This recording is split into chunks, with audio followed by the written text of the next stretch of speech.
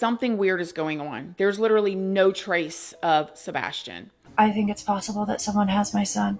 So 15-year-old Sebastian Rogers was living in Hendersonville, Tennessee with his mother, Katie Proudfoot, and his stepfather, Chris Proudfoot. Sebastian has what they say is high-functioning autism. I did hear his dad say that he described his autism to be mostly showing in the social aspects. And maybe he kind of struggled a little bit with making friends, but he was very intelligent and he did not get in trouble and he was very much loved. Now, on February 25th of this year, Sebastian was having what his mother says was a seemingly normal day, where she said that he ate this colossal amount of popcorn and they went around town, and the stepfather that lived in the home with them was out of town working. On Monday, February 26th of this year, 2024, Sebastian's mother, Katie, went to wake Sebastian up for school when she realized that Sebastian's bed was empty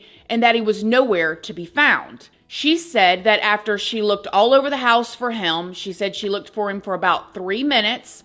This is when she called her husband, Chris, and she told him that she could not find Sebastian. Katie then immediately says that she knew something was wrong because she said that Sebastian was not a runner. He's never run away before. I don't know why. I don't know why he walked out that door. What it was even more out of character was the fact that all of Sebastian's shoes were still at home. And so it assumed that if he left barefoot. Katie said that after she drove around looking for Sebastian for a bit and she was not able to find him, that this is when Sebastian's stepfather called the police. Caller advised this morning they woke up and their 15-year-old male was not in the bed. We had a white male, 3 blonde hair, passed on to be wearing a black sweatshirt, black sweatpants.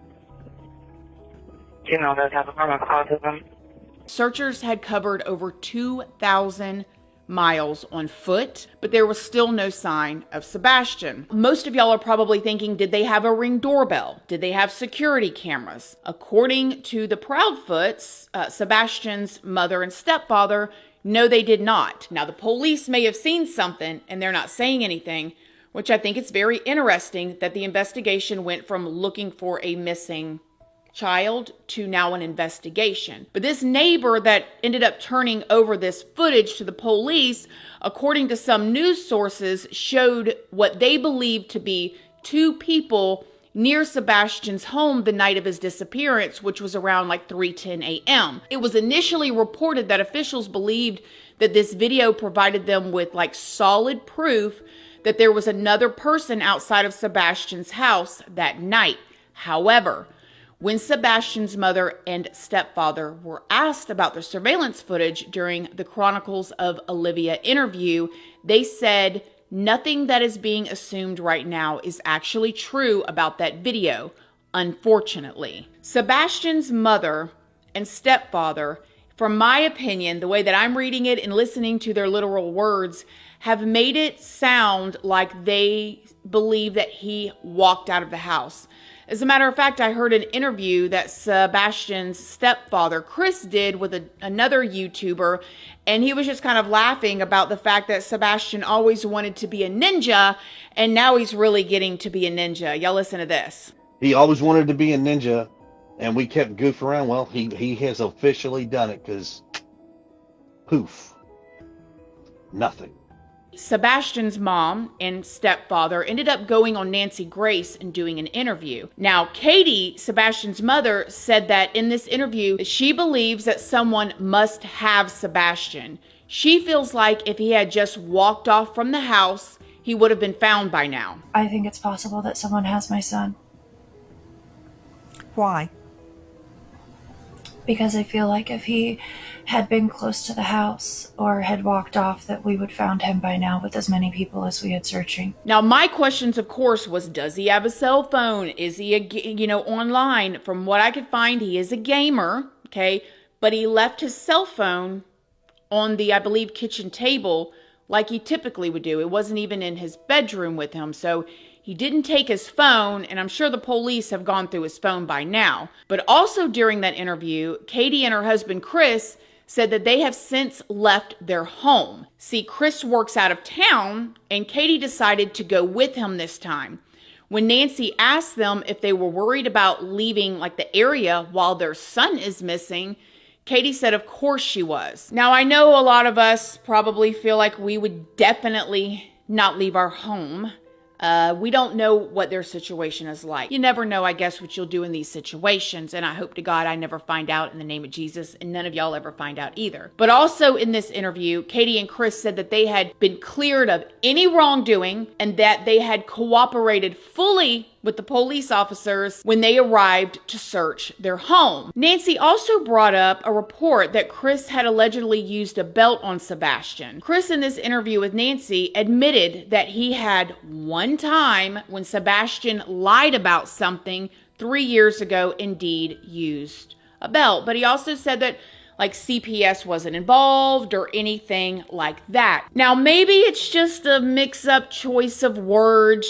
You never want to point the finger at anybody in these types of situations, but something that is very weird is before they did this interview with Nancy Grace, they did an interview with another YouTube channel, and he was asked if CPS had ever been called on him before, and Chris said yes, and he said twice. So the way that I heard it was, he said in the previous interview with the other YouTuber that he used this on Sebastian because Sebastian did not have his belt on, and that CPS was indeed called because he went to school and there's a mandated reporter and so that happened. But then when he went on Nancy Grace, he said that Sebastian lied about something and he only did it one time and that it was never reported to CPS. So I don't know. I found that to be a little strange. Online sleuths are really analyzing videos like this one I'm going to play for you right here. And they're kind of saying things like it seems like maybe the stepfather's trying to bump the mom and maybe trying to get her to not say too much, or I don't know. They're probably overthinking. Other inconsistencies that online sleuths are bringing up is the fact of Katie, the mother's story about what happened that night.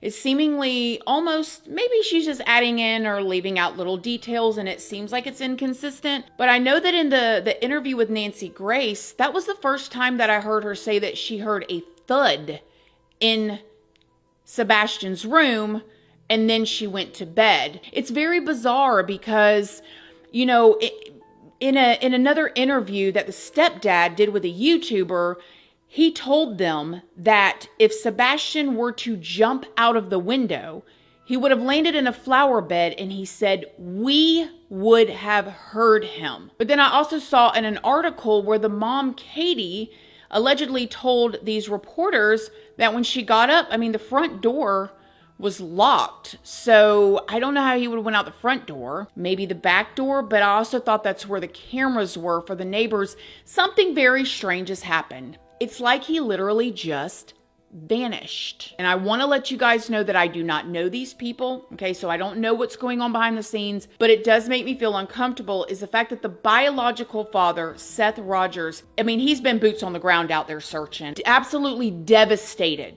about his son being missing. He has said that Sebastian's mother, Katie, and Sebastian's stepfather, Chris, will not speak to him at all. That is very weird to me because I don't care. It seems like even if you've got bad, in this type of situation, he literally just spoke to his son a couple days prior and literally had his son with him the weekend prior and took him and bought him boots and has him every other weekend. Why in the world would the biological mom and stepdad not be teamed up with him? Because he's obviously boots on the ground looking for his son. And I can't imagine how hopeless and helpless and hard that is, knowing that he has to get all the information about Sebastian like we do through the news and the media. So when I am thinking about this from a very unprofessional point of view, something weird is going on. There's literally no trace of Sebastian. The only thing I have a very, very, very strong feeling on, as far as my opinion goes, is the fact that I do not believe that he walked out of that house